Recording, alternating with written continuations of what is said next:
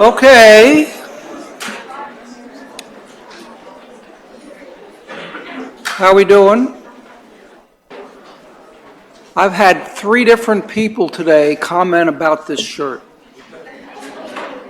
that I didn't know. Somebody was driving the truck and came by and stopped the truck. He said, "That is an incredible shirt."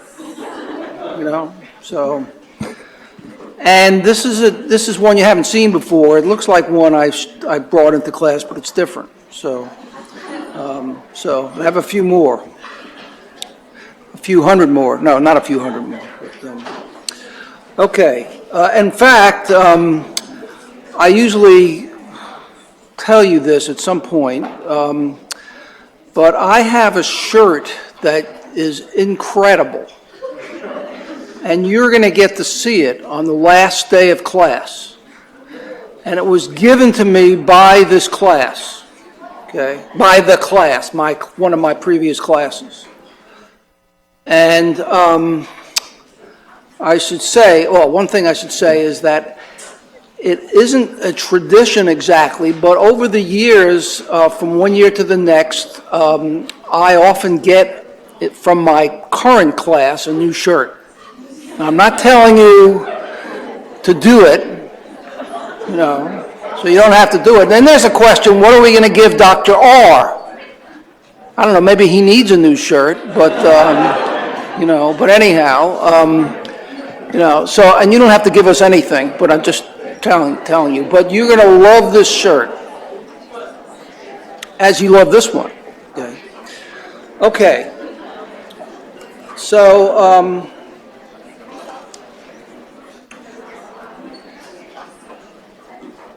so we spent the last class getting an introduction to survival analysis, some of which you had maybe already seen, and some of which what we're going to talk about today you've already seen. I just want to do a quick review of what we did. And it's going to be sort of quick. I hope it's going to be quick. I don't want to spend the whole time on this, that's for sure. We talked about what is survival analysis, and we did it through an example. Whoop, where is it?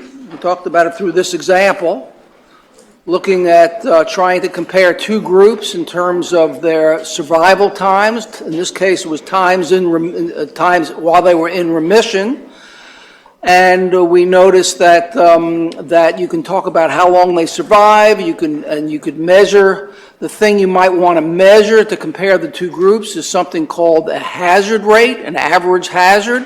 And if you want to compare the 2 groups, you typically take comparison of the hazards, and so one hazard divided by another is called the hazard ratio, and that's the main measure of effect that we're going to be dealing with when we talk about survival analysis. When you do any kind of a survival analysis, you're essentially going to get a hazard ratio, and what you want to do is you want to look at the value of the hazard ratio, see how large it is, see whether that means that one group is doing better or worse than the other.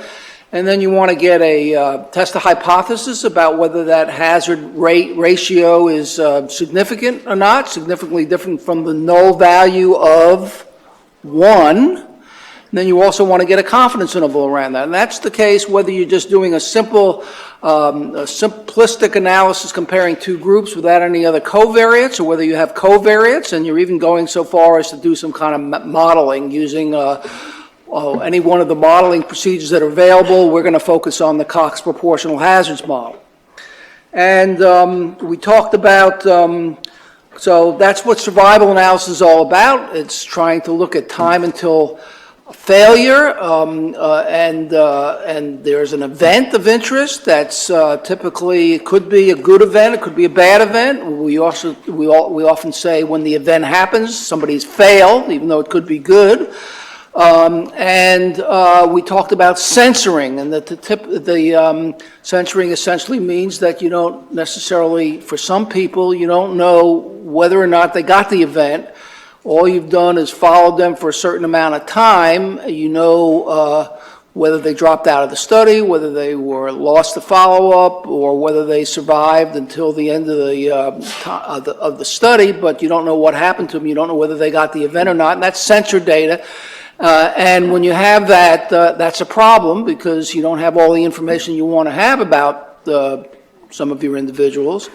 And we talked about right censoring and left censoring, and most of the kind of censoring we're going to be dealing with, or as far as we're concerned for this course, is going to be right censoring, where the true time at which somebody survived is longer than the time you've observed. That's called right censoring. Remember that? We talked about that last time. We looked at the basic data layout. I'm just sort of skipping around here. We talked about the notation for survival analysis, where capital T denotes this variable survival time, and little t denotes a specific value you might be interested in, to seeing whether somebody's survival time exceeded some specific time of interest, whether capital P, whether the probability of surviving is greater than, say, 5 years. And then we have to worry about not only the survival time when we're talking about survival analysis, we have to also try to determine whether somebody failed or was censored. We need that information too. And that's a variable that's going to vary from subject to subject. And I'm calling that variable, the notation I'm using is D in the text. So if you're doing a survival analysis, you have to know, in your data set, you have to have a person's survival time, and you have to know whether they failed or were censored. And then we introduce two terms. One is the survivor curve, which is essentially, or the survivor function, which is a function that starts at 1 at time 0 and eventually winds its way down towards 0 as time marches on, so to speak. And survival function probability capital T is greater than some specific value of T. If T is 0, the survivor curve is 1. And we also talked about the hazard function. The hazard function is a way of looking at survival sort of from the opposite end of the coin, in the sense that you're looking at whether somebody has failed, and the hazard function is the instantaneous potential for somebody failing at a certain point in time. That's what this expression means.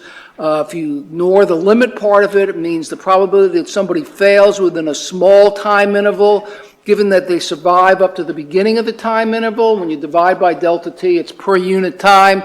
So we're not talking about this h of t is not a probability. Once you divide by delta t, you're talking about a rate.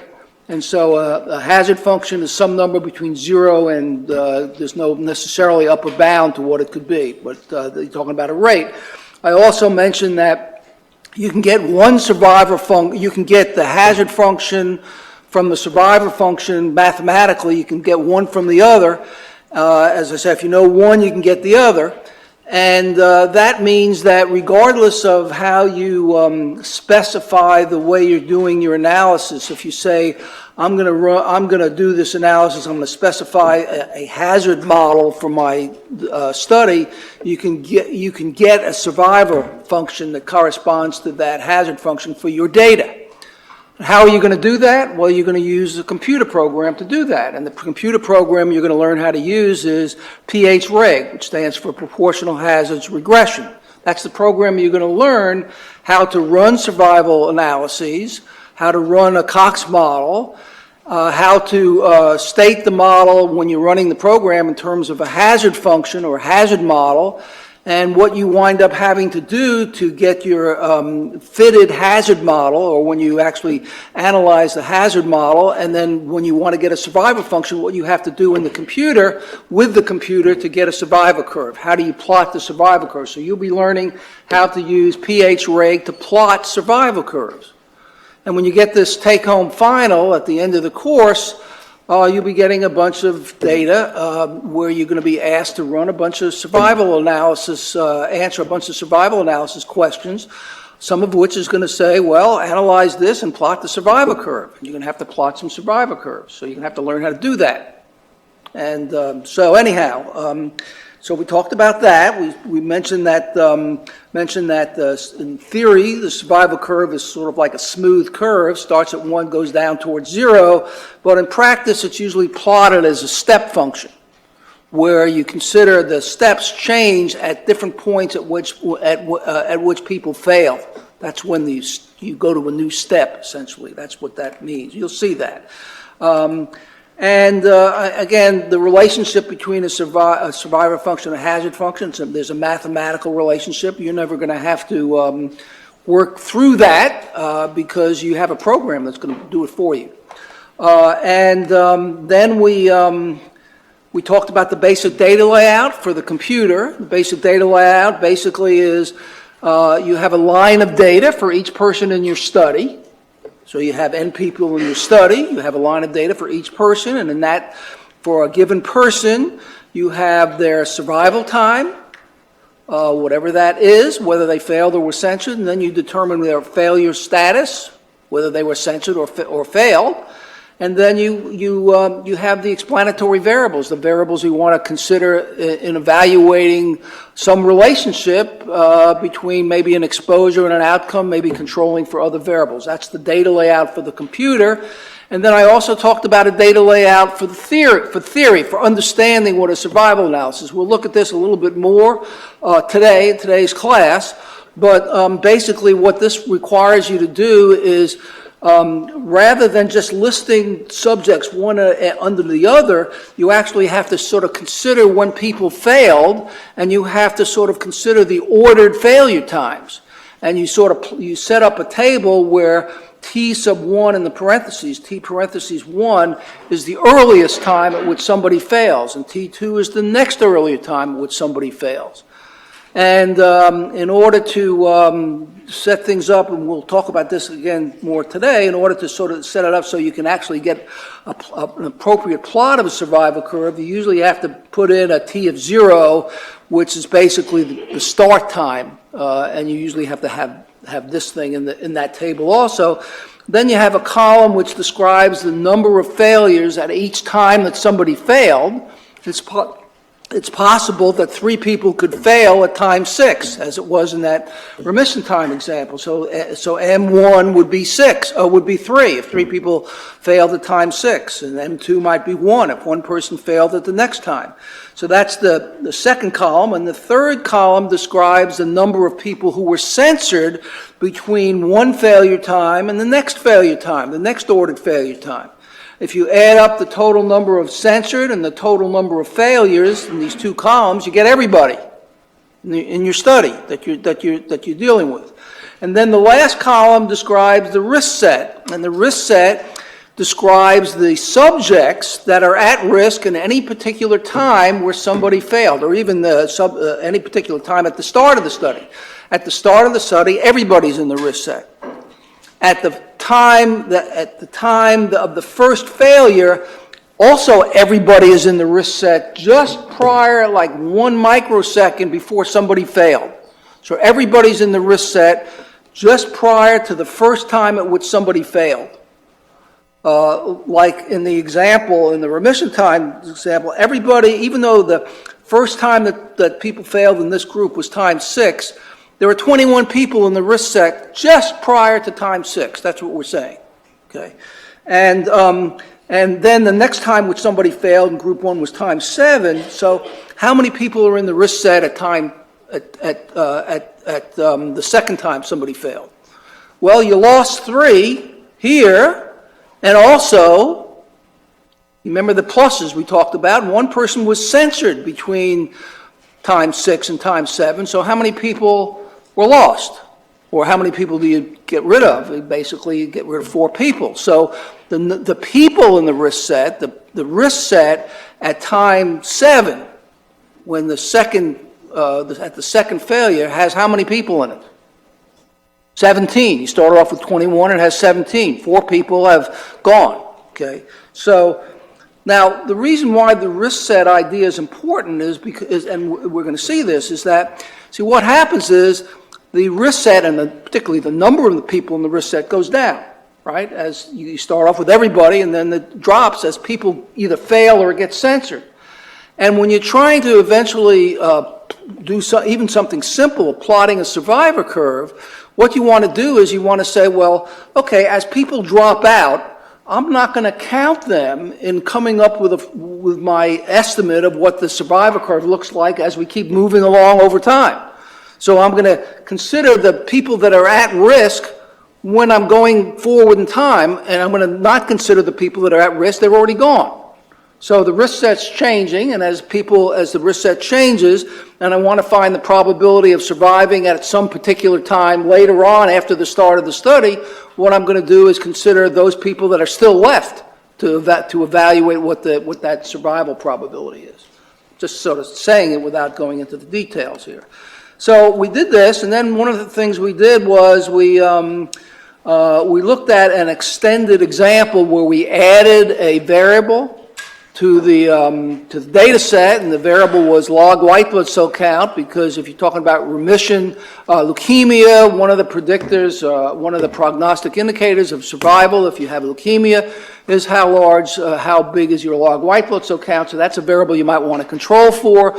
So in this case, we had 21 people in each of two groups, but we also have their white blood cell count, and the variable of interest that the investigators thought was a better predictor than just white blood cell count by itself was log white blood cell count.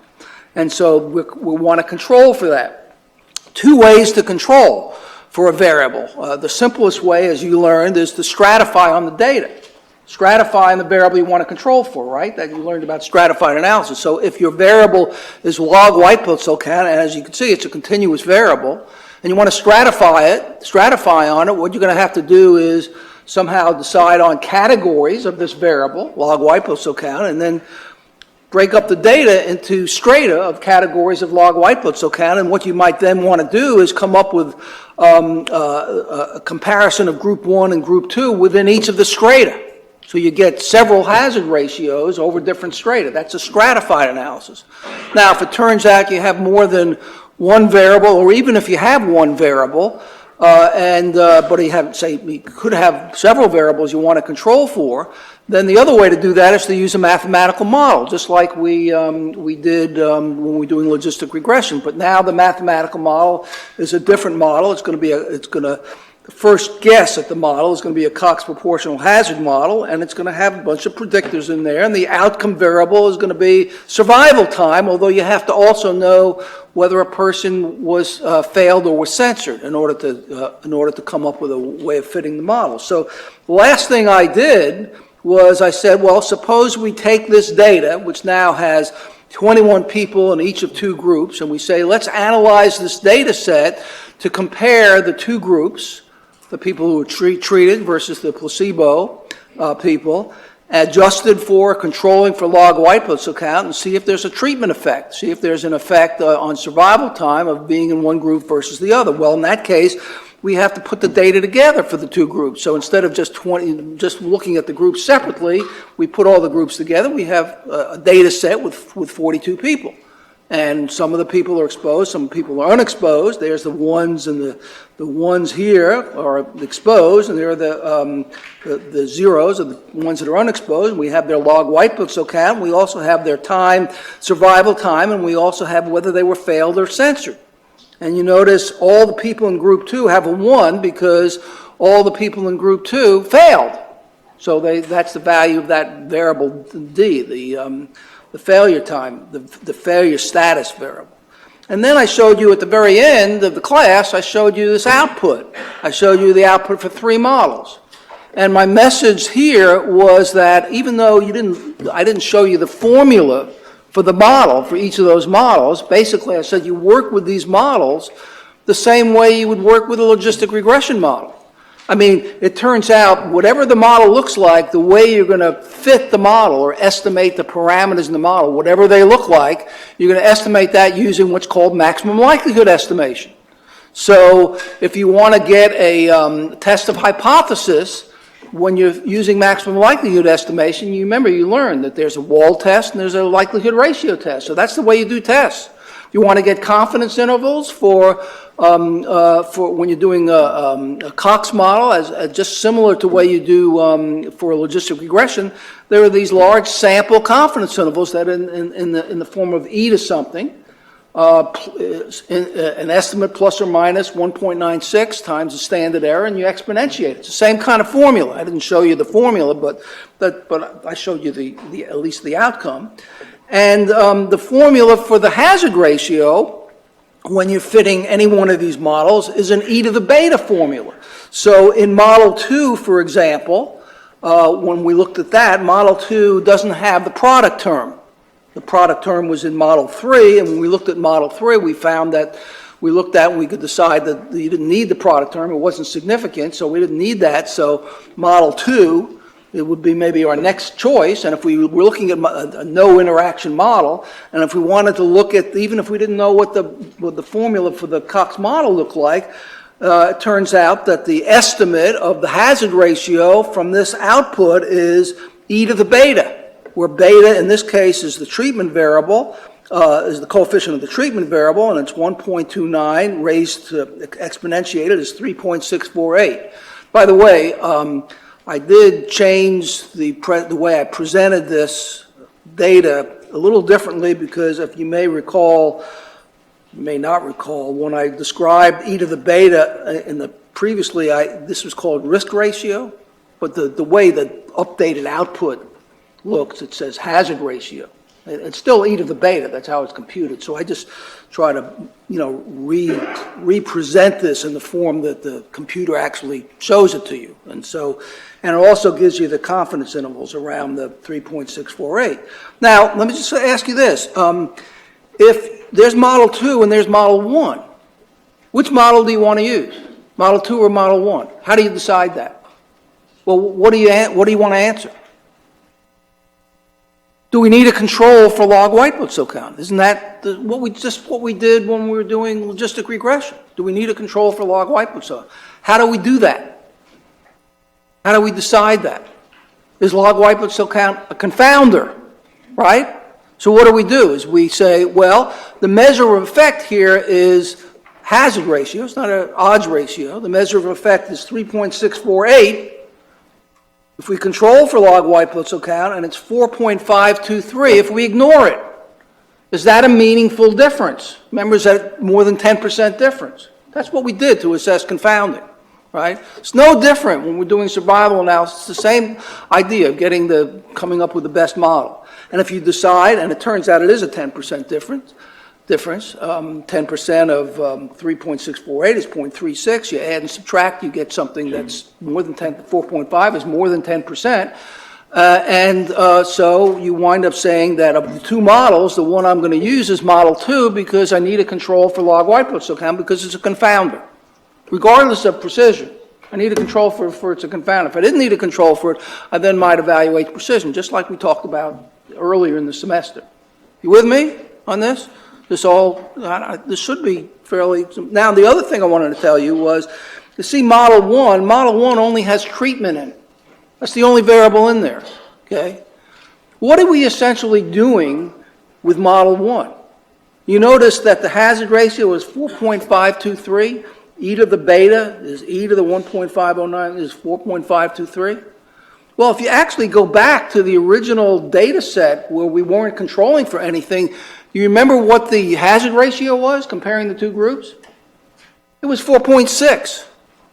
This is just round-off error, but essentially when you fit a Cox proportional hazards model, which we haven't shown, we'll see that next time. When we fit a Cox proportional, and there's only one variable in it, and it's your exposure variable, and it's a 0-1 variable, you're essentially doing the same thing as doing a crude analysis without fitting a model.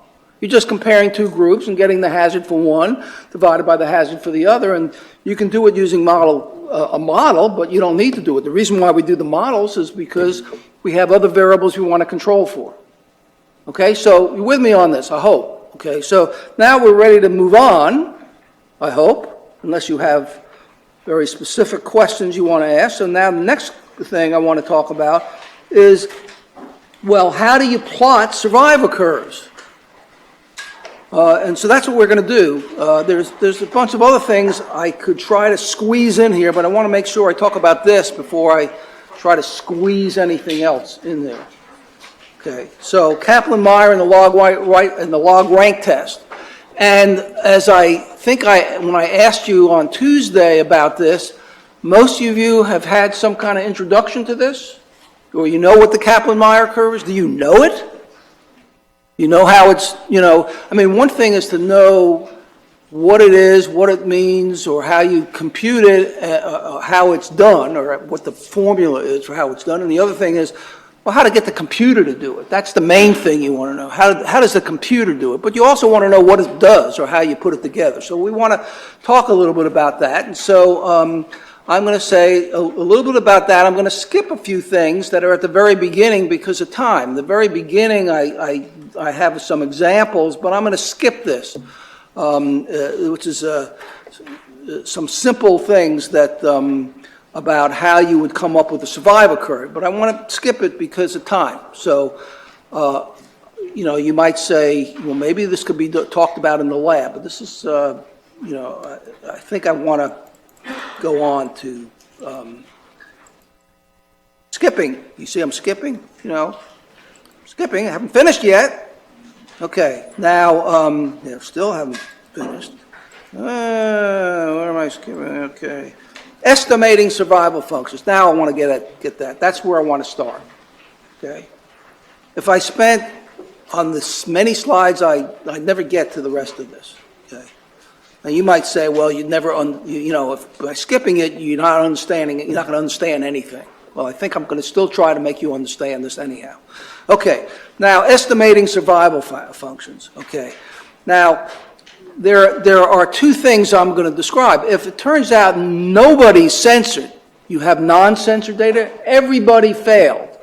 It's a very simple way to estimate the survivor function. What is a survivor function? It's giving you a probability of the number of people that are at risk at any given time. So that's the denominator, and the numerator is the number of people that failed. So it's dividing the number surviving past time t. People who survived past time t, that's the probability, that's survival at time t.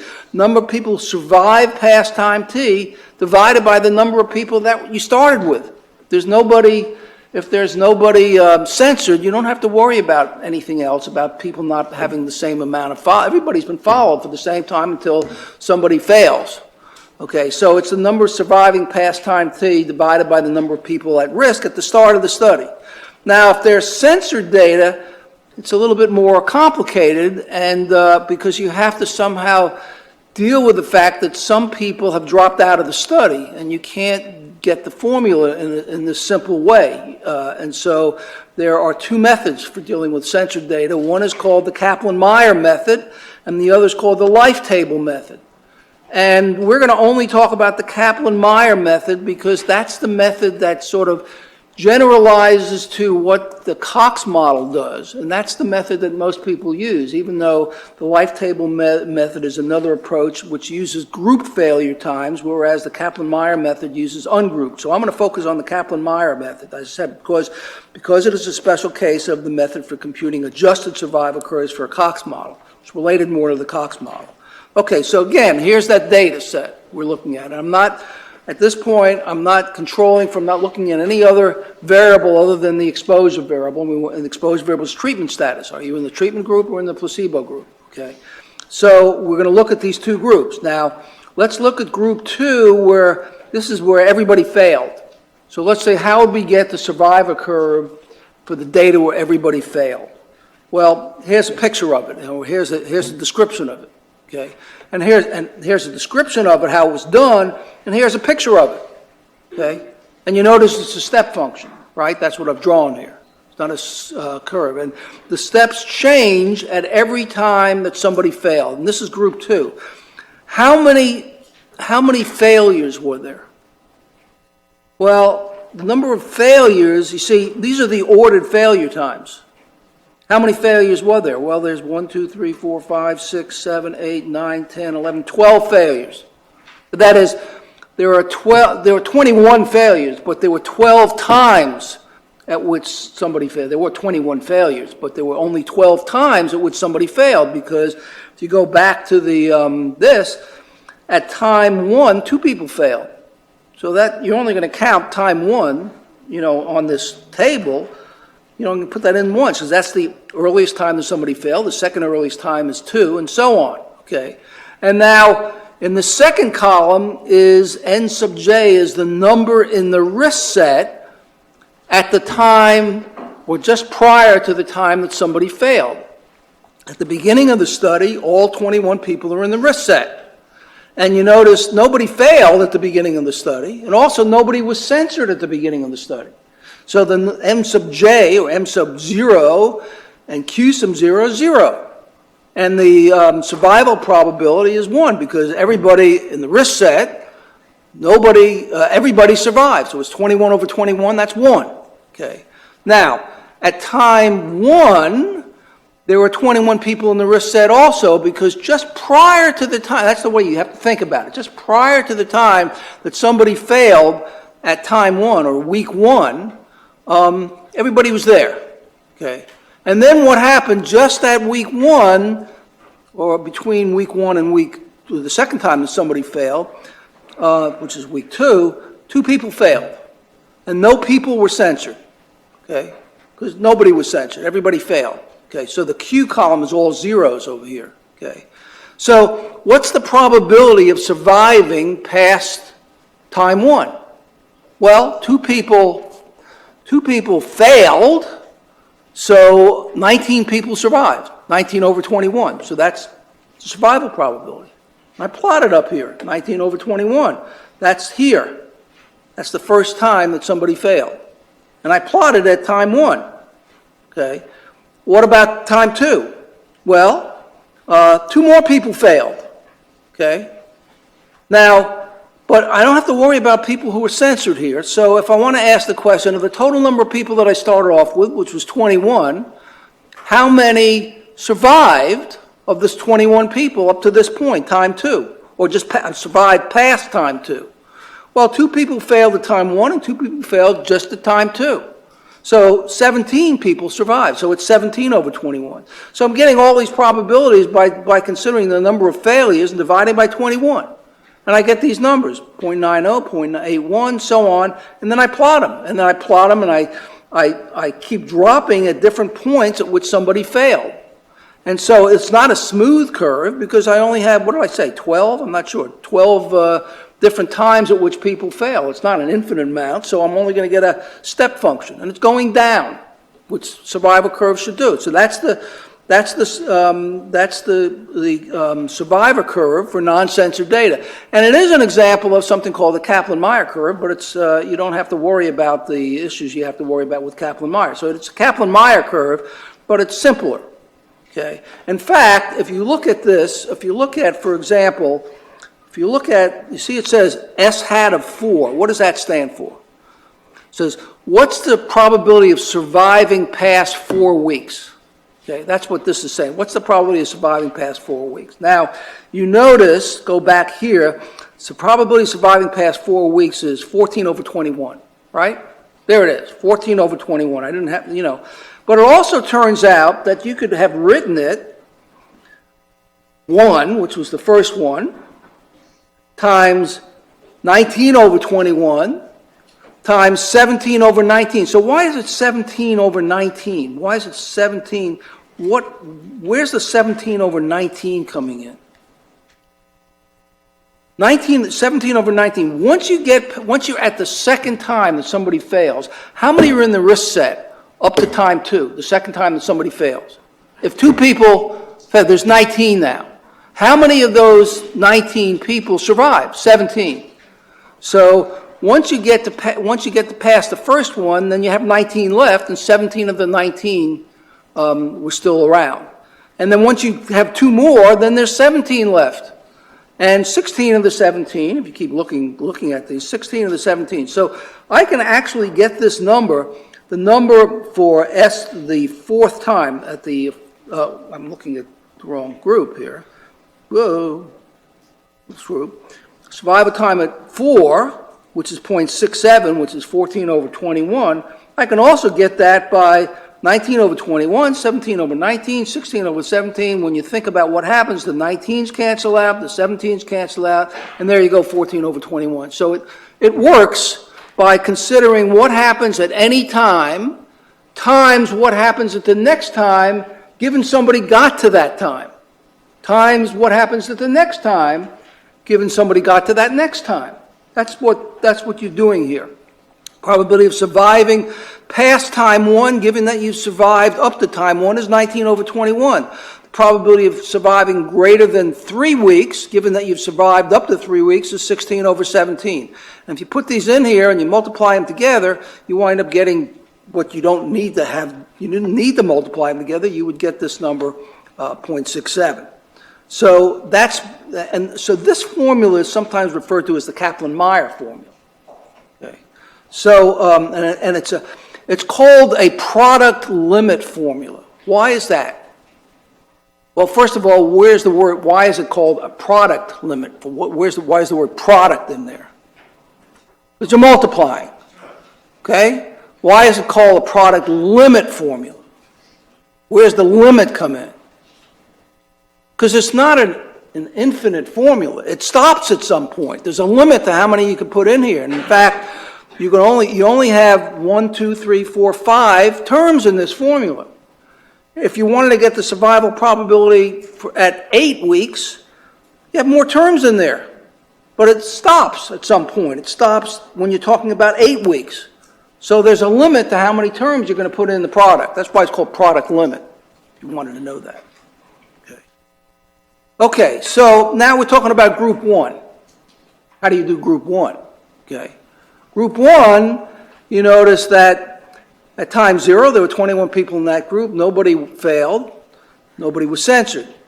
At the first time that somebody failed was 6 weeks, and there are 21 people in the risk set at that point, just prior to that happening. 3 people failed, and 1 person was censored. Okay. So what I've done now is I said, well, at this point, I'm not even worried about the people who are censored. I said, what's the probability of survival terms? What's the probability of surviving past 6 weeks? Well, this person who was censored at 6+, did they survive past 6 weeks? Yeah, they did. You don't know whether they failed at 7 weeks or 10 weeks. You don't know. You actually know they failed before 7 weeks, but you know they survived 6 weeks. So the probability of surviving past 6 weeks is 18 over 21 because 3 people failed and 18 survived. And this person isn't counted in there. So you got 0.8571. So that's the first dip in the formula. I guess I have the first dip in there, 8.8571. Now you got this next issue is, okay, the next thing you have is 3 people failed and 1 person was censored. So what happened was you have to deal with the censorship thing. So now at the next time at which somebody failed, you don't just have 18 people in the risk set, you have 17. Because not only did you lose these 3, you lost this one. Because this one wasn't there at time 7. So now you have 17, and 1 person failed, and 1 person was censored. But you're not going to count this person there either. But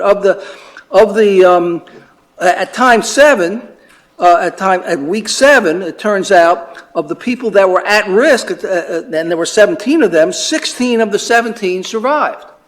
So 16 over 17 is the probability of surviving past a certain time, given that you survived up to that time point, survived up to time 7. And then what you do is you multiply it by the previous thing you did, the previous thing you computed. So, so to get the survival probability at week 7, you take the survival time at week 6, and you multiply it by the probability of surviving past week 7, given that you survived up to week 7, and that's how you get the next one. And it goes on like this. So this is the formula for the Kaplan-Meier thing, which allows for censorship because it allows the risk set to change. And it still says, well, once you get to a certain point, once you consider what's at that point, you then consider the probability in the risk set that is available at that point to get the Kaplan-Meier curve. And so that's how you get all these different probabilities. And in fact, all of this comes from a simple formula.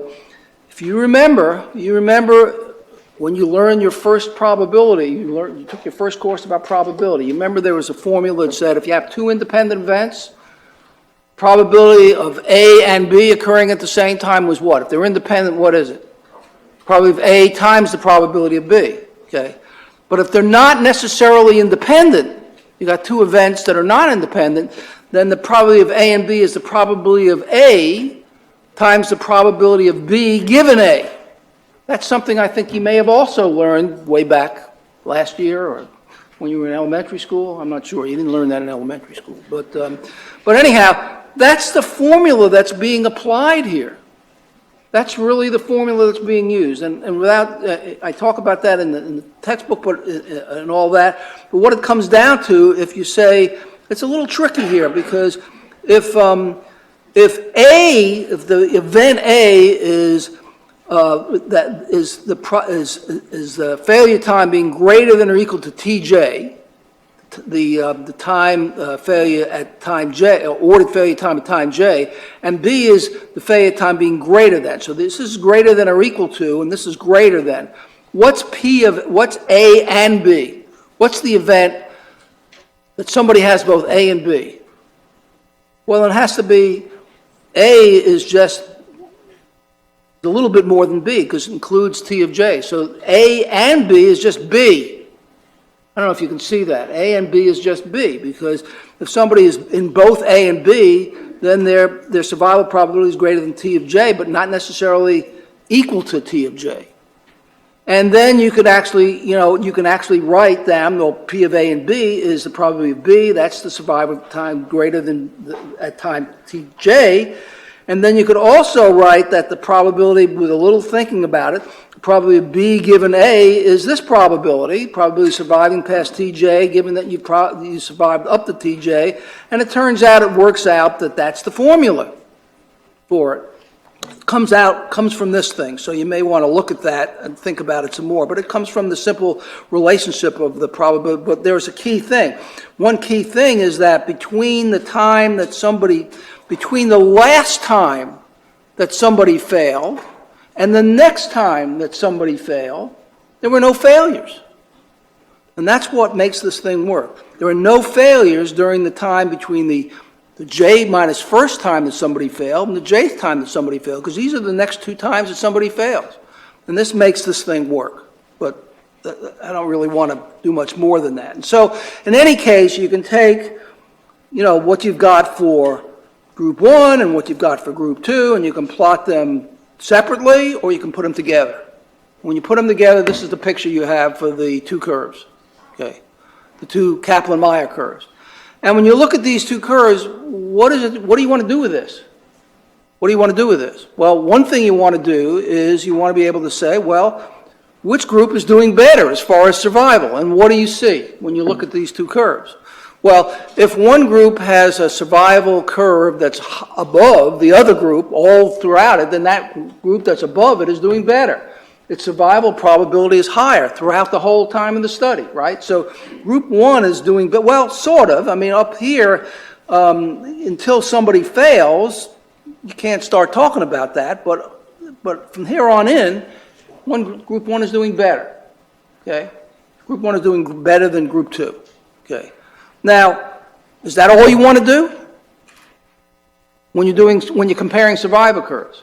Well, you don't want to simply say whether Group 1, you also want to be able to say, well, is Group 1 always better than Group 2? Is Group 1 always better to the same extent as Group 2? When you compare Group 1 and Group 2, are they always like equally distant from one another? Well, what do you see from this picture? I mean, what could it's a rough conclusion, but what could you conclude from this, roughly? Well, that early on, Group 1 is always better than Group 2. But early on, it's a little bit better, and later on, it's a lot better. Isn't that what that says? That's what it says. Okay? So that's the type of thing you want to do when you look at survival curves. It could be that up to a certain point, Group 1 and Group 2 were no different from one another, and then later they separated. So that's the type of thing you want to do when you look at survival curves. You want to be able to compare them. That's one thing you want to do. You also want to be able to, well, this is the actual estimate of the survival curves. What else might you want to do? Remember we talked about 3 things you generally want to do when you got some kind of analysis you're doing? The hazard ratio, you want to get the point estimate of the hazard ratio. What else do you want to do? You want to test a hypothesis. What hypothesis would you want to test? Whether there's a significant difference between what? The two survival curves taken together. That's what you want to test. The null hypothesis is that there's no significant difference between the two survival curves, taking all the data together. And what's the name of that test? That test is called, I assume you prepared for this, not necessarily. The test is called the LogRank test. Okay? The test that allows you to compare two or more survivor curves is called the LogRank test. Okay? So that's one thing, another thing you want to do. And another thing you could also do is you can get confidence intervals around each curve. You compare the confidence intervals. That's a little bit more trouble. I talk about that in the textbook, but we're not going to get into it here. But I am going to talk about the LogRank test, what that is, and how it works. Okay. So here it is, the LogRank test for two groups. Okay. Now, you're asking is, are the Kaplan-Meier curves statistically significant? In other words, I'm not controlling for any other variable. So I've got a Kaplan-Meier curve for the crude data for one group, and I've got a Kaplan-Meier, and I don't have adjusted Kaplan-Meier curves. I don't have adjusted survivor curves. To get adjusted survivor curves, I have to do something with a model. So I'm not doing adjusted survivor curves. So are they statistically significant? Well, the statistically equivalent, the null hypothesis is that they're no different. Okay. Now, it turns out the LogRank test for two groups, actually the LogRank test allows you to do it for more than two groups. You can do a LogRank test for four groups, four different survivor curves. But right now we're talking about for two groups. Okay, so for two groups, and it turns out it's also true for more groups, it's a chi-square test. Okay, and it's a chi-square test where you have a computer program and it'll give you the chi-square statistics. So you don't want to actually compute it yourself. You want to have the program do it. Okay, and it's a test that gives you an overall comparison of the two curves, an overall comparison. The way it works is it compares something about observed versus expected counts, considering how people failed or survived over the time of the follow-up. And the categories are defined by the ordered failure times. So that's sort of roughly what it is. It's a chi-square test. You're going to get a chi-square statistic. Okay. Now, I could spend some time. I'm going to spend a little bit of time. Here's a table that describes how it works. Okay. Now, I don't want to spend the next half an hour talking about this table. Okay.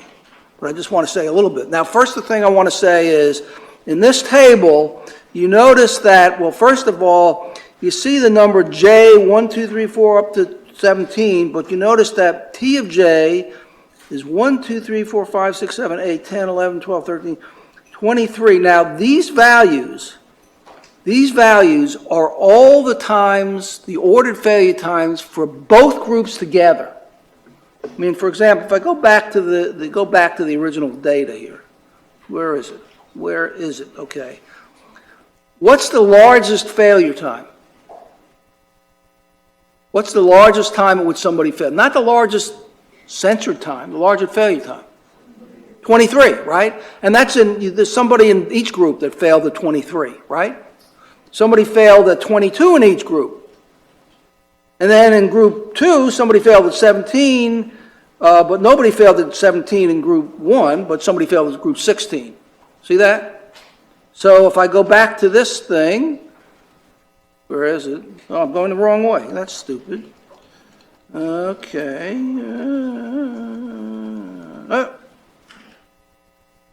See the 16? That's somebody in group 1, and that's somebody in group 2, the 17. So what I'm doing is I'm putting all the data together to figure out this LogRank test. Okay? And then what I do is you see the M, there are two M's, there's two columns here of M's. The first column is counting the number of failures in group 1, and the second column is counting the number of failures in group 2. Now you notice that in group 1, you see there's a 3 over here? And what does that correspond to? The first time that somebody failed in group 1, which was week 6. Notice there's a 2 over here for group 2. That's corresponding to the two people that failed at the first time week 1 for group 2. So I'm putting in the number of the counts of failures for each group, but I'm doing it in separate columns. That's what I'm doing. And these are the observed failures. Okay, these are the observed failures for group 1. These are the observed failures for group 2. And now I also have, in the next two columns, I have the risk sets, or that is the numbers in the risk set, the number of people in the risk set. And it changes because you notice in group 1, it's 21, 21, keep going to 21. It doesn't change until you go to the second time that somebody fails in group 1, because the first time was at time 6.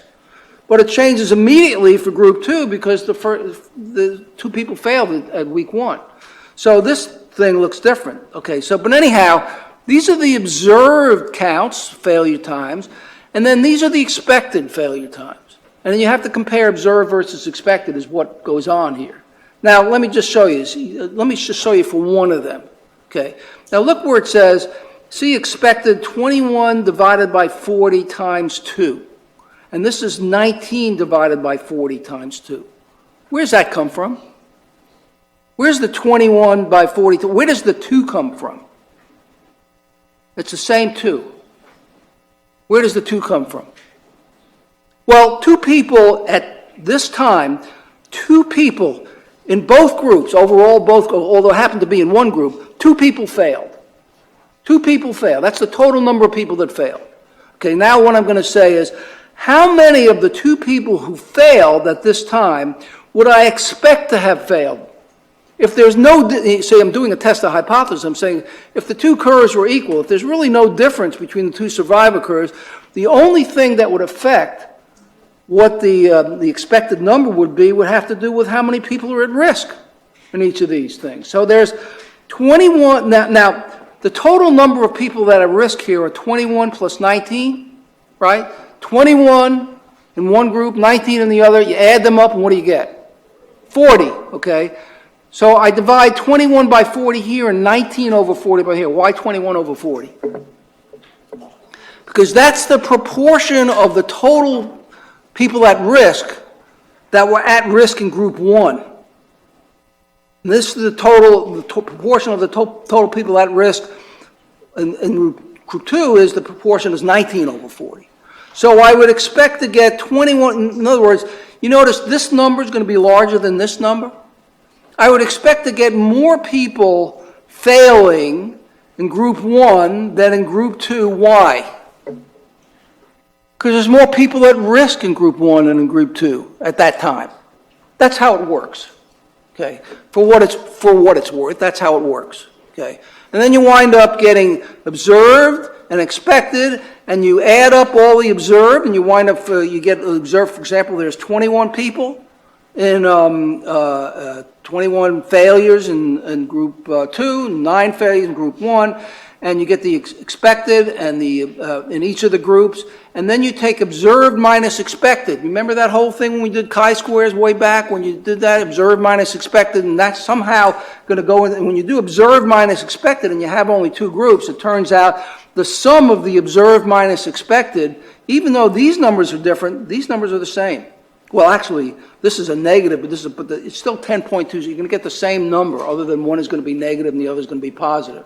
And that's what's used in terms of the test statistic. In fact, I'm just showing you how what the computer would be doing, but as far as you're concerned, the computer's going to do it, right? Showing you what the computer's doing. And then what you do is you compute this test. And again, you let the computer compute the test. And there's a formula for it, for the LogRank statistic. You see O2 minus E2. Well, O2 is the total number of observed in the second group. And E2 is the total number of expected in the second group. Okay, that's what O2 and E2 is. So go here, O2 minus E2. One is 21 and the other is 10.74. I subtract one from the other, I square it, and I divide it by something which is somehow, it's an estimate of the variance of the difference, which is a messy formula, and that's one reason why you want to let the computer do it. This is the messy formula, but this is what gets computed, and it's a chi-square with 1 degree of freedom. Now, the reason why it's a chi-square with 1 degree of freedom and not 3 degrees of freedom is because you're comparing two groups. You're comparing two survivor curves. If you're comparing 3 survivor curves, what do you think the degrees of freedom would be? 2, right? It's always 1 less the number of groups, survivor curves you're comparing. Okay? So there is a formula for 3 groups. But anyhow, okay, so I compute it and I get 10.26, which is that O minus E for the second group squared, and it turns out the variance is, whatever that thing is computed, is 6.2. I divide one by the other, it's 16.793. It's a chi-square statistic with 1 degree of freedom. Is that significant? What's the critical point, the cut point, if you were doing a 5% test? P-value, your alpha was 0.05, and it's a chi-square. Anybody remember what that is? You should know. You know what it is if it was normal distribution. What's the cut point for a 5%? 1.96. What's the square of 1.96? 3.84. I mean, that's another number you ought to know, but some of you don't know it. You know, that's okay. You know 1.96. You do know that, right? You square it, you get 3.8. That's the cut point. Is this greater than 3.84?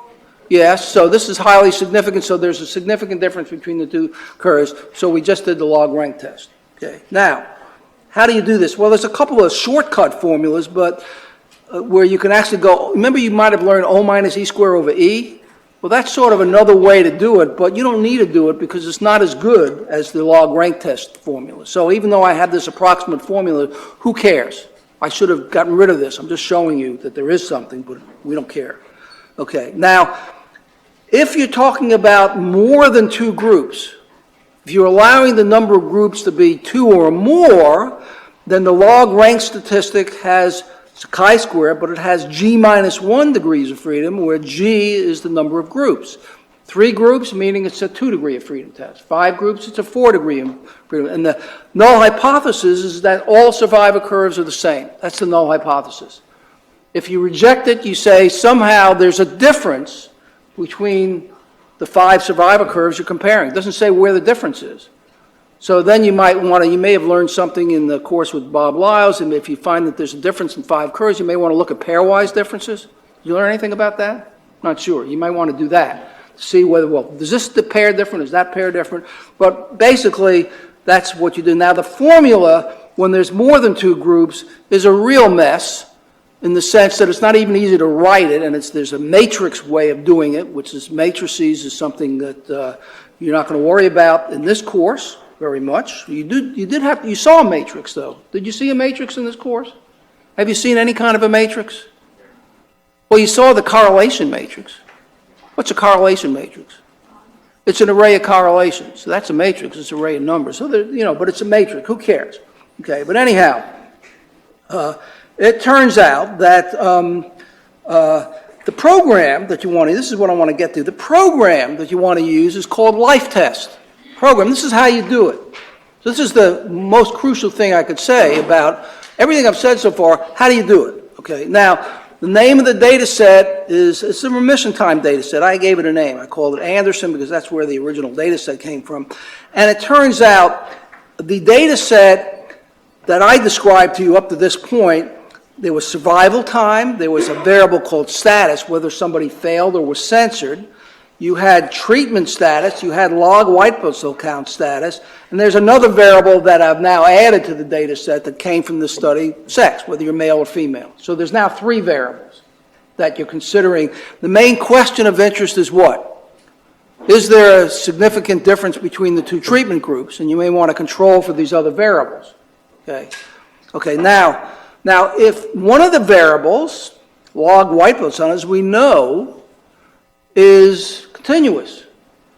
So if we wanted to do a log-rank test to compare different categories of the log white blood cell count, and that's not the main variable of interest, but if we wanted to see if survival curves for different log white blood cell counts are different, we'd have to categorize log white blood cell. You can't just do it treating it continuously. So what I did in these statements over here, the next 3 statements, is I put log white blood cell count into 3 categories. Less than or equal to 2.3, between 2.3 and 3, and greater than 3. So if I want to do a log-rank test and I have a continuous variable, I have to categorize it, and then I get 3 survival curves. In this case, I did it in 3 groups. I'm going to get 3 survival curves. I'm going to use this log-rank test procedure. Now, look at what's down here. Proc LIFETEST. The name of the program is LIFETEST. That's the name of the procedure. Data Anderson. That's the name of the data set. Method KM, well, Kaplan-Meier, right? Plots, See S and LLS? What does S stand for? Survivor curve, okay? Right? What does LLS stand? You don't know. You're not sure unless you go on and read on. We're going to eventually talk. LLS stands for something called the log survivor curve that we're going to explain a couple of classes down the road. You can plot either just the survivor curve by itself and not put in LLS, not plot this log, but eventually you want to do that. You can get both these plots, okay? Now you see where it says time. So if you just put an S, and you said S, close the parentheses, that's all you need to do to want to get the Kaplan-Meier plots. Time, serve T, star status 0. What's being done here? What are you doing in that statement? You're telling the program, which is proc LIFETEST, what the time variable is, right? And you're telling the program what's this other variable? Status, what's that variable? That's whether somebody failed or was censored, right? That's the other variable. You have to tell both those things, because if you just tell survivor time, you have to know whether somebody failed or was censored. So you have to tell them both. And the way you do it is you put a serve T star. It doesn't really mean you're multiplying it. You're just telling the computer that I need to have these two things. That's the way you write it. And then it says, you see it says parentheses 0. What's that? Well, that's the value that you're giving in your data set for somebody who's censored. For somebody who fails, the value you gave is 1. For somebody who's censored, you give the value 0. And you could have another value. You could have 8 for somebody who's censored. If that was the case, you'd put in 8 over here.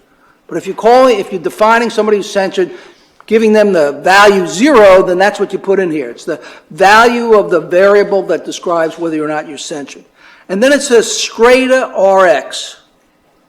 And then it says strata LWBC. And then it says strata set. So what's going on here? What's doing? What's happening? What are we doing? I'm getting a LogRank test. Or not only that, I'm getting Kaplan-Meier curves, but I'm also going to get a LogRank test if I do these three statements. For what am I comparing? What's this one doing? What's this one doing? The two treatment groups. What's this one doing? Well, I've defined this new variable LWBC, which has 3 categories. And so basically what I'm doing is I'm getting these 3 strata, these 3 survivor curves for these 3 categories. I'm going to do a LogRank test and a Kaplan-Meier curve for those 3. And this says sex, so I'm going to do for males and females. And I run this thing, I'm going to get an output. So let's look at the output. Boom. Here's the output. Okay. This is comparing the 2 treatments. Does this look familiar? Well, this is a picture of what I already showed you when I talked about the Kaplan-Meier curves. This is what the computer prints out. But this is, you remember how the treatment, the difference in the groups wasn't that it was closer early on and further later on? These are the 2 Kaplan-Meier curves. The computer automatically did it. You didn't have to do it. Okay? So there you get that for the treatment group. Okay? Now, in order to do this, placebo was labeled as 1 and treatment was labeled as 0. Why did I do that? Why was that done in the data set? I didn't show you the data set exactly, but why was that done? You remember when I talked about, you remember when we got the hazard ratio was 4.6? And in order to get a 4.6, I had to divide the placebo hazard by the treatment hazard in order to get a number larger than 1. Well, in order to do that, I have to define the placebo with a 1 and a treatment with a 0. Otherwise, I'm going to get a hazard ratio. I'm going to get some kind of comparison. It could be less than 1. Okay, so that's why it's 1 and 0. But anyhow, regardless of that, it wouldn't have mattered either way. I would get the same 2 picture. But look down here, test of equality over strata. You see this LogRank statistic? See where it says LogRank? See that number 16.7929? Well, did we see that before? There it is. 16.793 down here, right? There it is. That's the LogRank test. And that number comes right directly from running LIFETEST. running the procedural life test. It's chi-square, it's significant, so there's a significant difference between these two curves.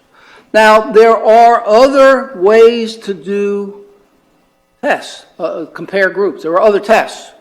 Another one is called the Wilcoxon test, okay?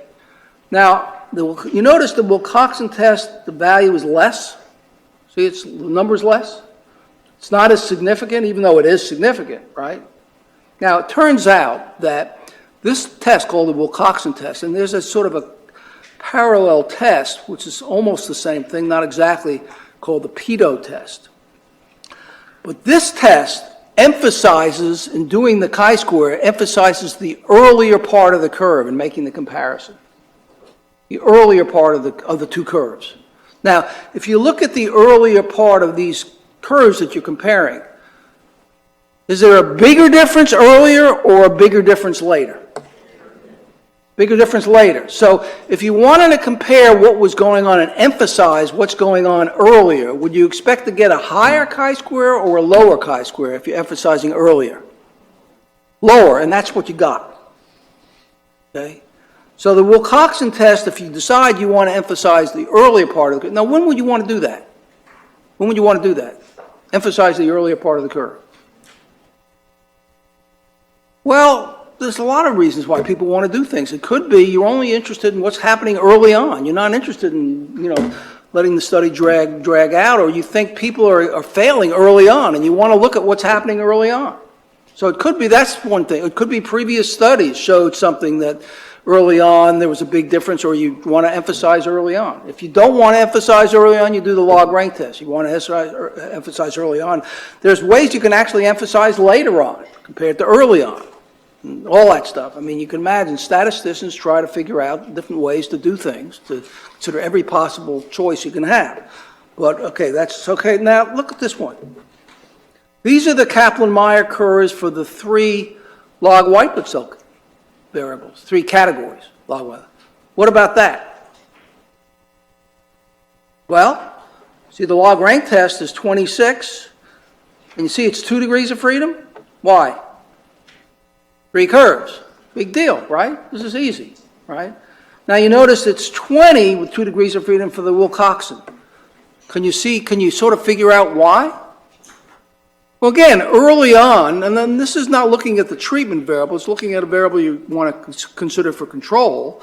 But if you look early on, they're not as different as they are later on, even for this variable, right? So you might expect the Wilcoxon test to be less, as it is. Okay? You agree?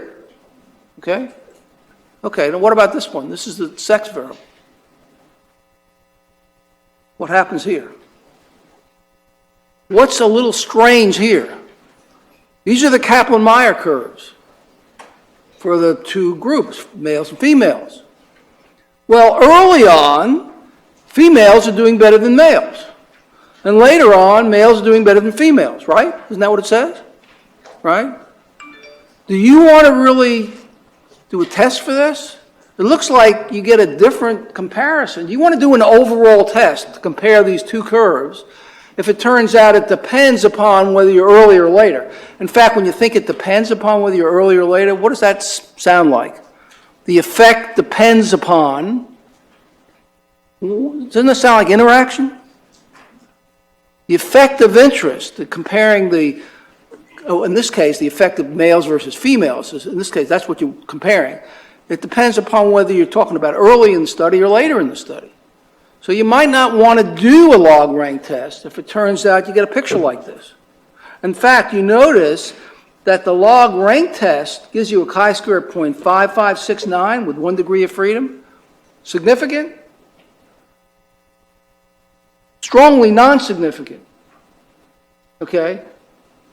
Would you then conclude that the males and the females they're both estimating the same thing? It looks like there's a very different thing going on. Depends on whether you're early or later. One does better than the other, early versus later. So you may not want to do the LogRank test if you're talking about if you're talking about you have interaction over time. Okay. Now there is something that you said, well, what do you do if you have interaction over time? We'll talk about how to do that later. Okay. Anyhow, you can do this in Stata. and so on. So I've done this in Stata. And I want to show you a second example before I sort of quit today, or almost before I quit. Here's a different data set. This is not the remission time data set, a different data set. I want to illustrate a point. This is this is called the veterans data set. I actually showed you a little bit about this, or gave you an example when I was talking about collinearity, because I was showing you an example where the collinearity, maybe I did, maybe I didn't, I'm not sure. But anyhow, the outcome variable is time until somebody died. These are all people who have cancer. They have lung cancer, okay? And you're comparing two treatments, standard versus a test treatment, okay? And the subjects in the study have different kinds of cancers. They either emphasize large, adeno, small, or squamous. There's 4 different types of cancers that they could have, or tumors that they can have, I should say. Okay, and this is a variable with 4 categories. If you wanted to actually fit a model with the 4 categories, what would you have to do? 3 dummy variables for the 4 categories. But we're not really, at this point, doing, what we want to do is we want to compare treatment groups, we want to compare the cell type. If we wanted to compare the 4 cell type groups, how many survival curves would we have? 4, right? 1 for each one, okay? So, and then there's some other variables, performance status, disease duration. Now here's how I want to show you something. Here's what happens when I look at, well, actually, this is not the cell type variable. This is the performance status variable. These are people with, again, lung cancer, and the question is, how well can they carry out everyday activities? Quality of life type of thing? That's what you're sort of asking. It's a continuous variable, okay? But in order to do a LogRank test for any continuous variable, you have to stratify, you have to categorize it. So what I did was I considered 3 categories of this variable, performance status. High, medium, low, and there were 50 in this group, 47 in this group, and 31 in this. So I'm getting 3 survival curves. And that means I'm getting 3 survival curves, and the LogRank test is going to have 2 degrees of freedom, right? Now look at these 3 survival curves. Look at these 3 survival curves. And I got the output here, over here. Now look at the 3 survival curves. Early on, are these survival curves closer or further apart than they are later on? Look at this. Just want to give you an example. Are they closer together early on, or are they further away later on? Early on. What am I saying? Early on, are they closer together? No, they're further apart early on, right? You can see this, right? They're more spread out. Later on, they're not that far apart compared to what they are early on. So if you're going to do the LogRank test, it's not going to emphasize early versus later. If you were going to do the Wilcoxon test, what would you expect to happen? Would you expect the chi-square here to be larger or smaller than the chi-square? You know, would you expect the chi-square to be smaller than the, larger or smaller than the LogRank test? Now look at the LogRank test. LogRank test is 29.8. The Wilcoxon test is 47.16. Which is larger? Wilcoxon. Why is it larger? Because early on they're more apart, right? And so that's what it's doing. So the LogRank test doesn't sort of distinguish between early versus later, and the Wilcoxon test does. And there's a variation on that called the Peto test, which is almost the same answer, not exactly the same. It's numerically a little bit different. Okay, and then there's even something called, this is where statisticians like to try a lot of things. There's the Flemington-Harrington test. Okay, this was trying to give more emphasis to the later part of the curve than the earlier part of the curve. You see 1-3? The earlier to the later is more emphasis to the later part of the curve. You notice the chi-square is 0.33?